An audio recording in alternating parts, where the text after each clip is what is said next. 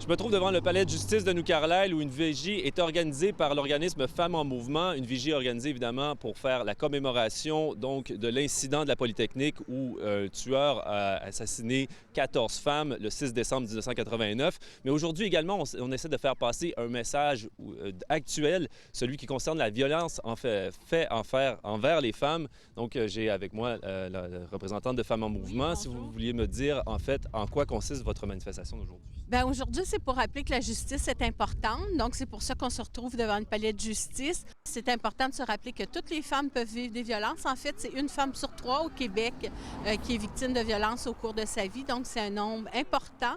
Et c'est pour ça aujourd'hui qu'on est là avec les membres de Femmes en Mouvement. Donc, merci. Effectivement, 80 des victimes de violences conjugales sont des femmes. Parmi celles-ci, il y a des contextes de vulnérabilité particulière. Celle des femmes autochtones est absolument primordiale là-dedans. En fait, parmi elles, il y a les cas de violences conjugales les plus sévères, les plus répétitives. J'ai avec moi Mme Darling qui représente les femmes autochtones. Mrs. Darling, if you could tell me, what is the game here about the violence against Aboriginal women? Well, the violence against Aboriginal women is more common in our communities, our First Nation communities. If we can be an example as a survivor from domestic violence and be an example for them, they can come out too and ask for the help that they need.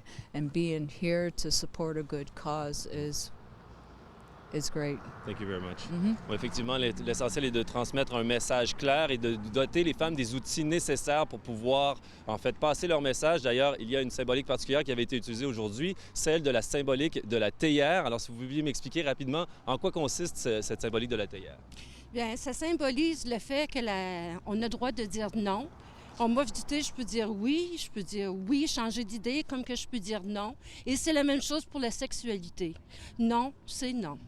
Voilà un message très clair. Il reste simplement à doter les femmes de ces outils pour pouvoir faire passer leur message à la population.